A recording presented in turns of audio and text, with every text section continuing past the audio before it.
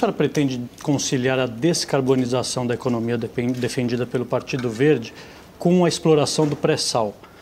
A senhora pretende deixar esse petróleo todo ali descansando no fundo do mar, ou a senhora vai lançar todo esse carbono na atmosfera?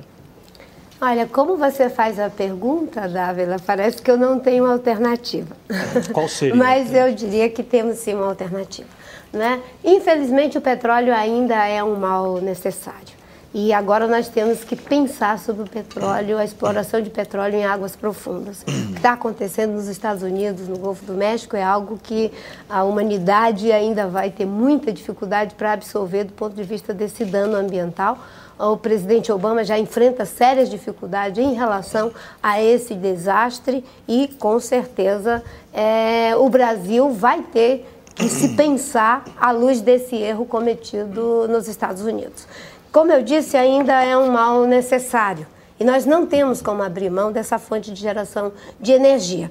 Agora, o que nós não podemos é ficar fazendo a apologia do petróleo pelo petróleo, do pré-sal pelo pré-sal e não criarmos as bases para transitarmos das gerações de energia fóssil para as energias limpas, sustentáveis, seguras, né? E uma parte desses recursos eu entendo que devam ser destinados para a produção de conhecimento, de tecnologia e inovação, para que a gente possa, no futuro próximo, substituir essa fonte de geração de energia, independente de existir ou não. Mas ainda é uma fonte de riqueza. Eu disse um dia desses lá em Minas Gerais, né, que os recursos minerais, eles se constituem numa safra que só dá uma vez. E que só dá uma vez, e é de todos os brasileiros, os recursos têm que ser investidos da melhor forma possível. E, para além de educação e outros investimentos na área social, esse da produção de conhecimento, de tecnologia e inovação para substituir essa fonte fóssil é fundamental.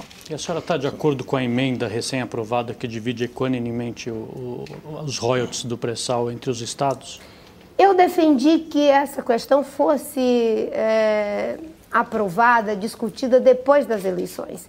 Infelizmente, o processo ficou inteiramente contaminado pelo período eleitoral e passou a valer a lógica de quem dava o maior lance em favor da sua base eleitoral para conseguir votos. Eu acho que isso é muito ruim.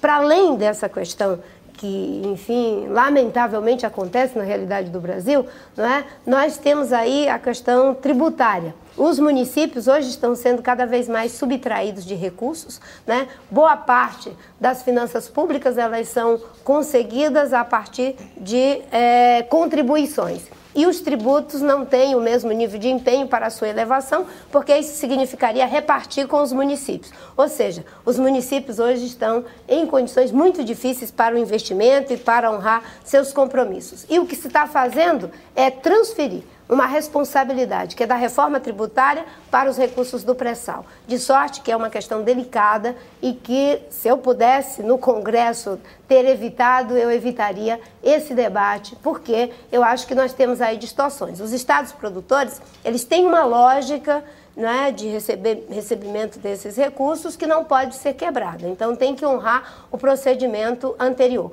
Por outro lado, nós temos uma novidade, que é o fato de que essa exploração não é feita na plataforma continental. Então, se não é feita na plataforma continental, é um outro regramento. E o regramento deve favorecer o país, porque, afinal de contas, é para o benefício do conjunto do país. Mas eu diria que a forma como foi feita não foi a melhor.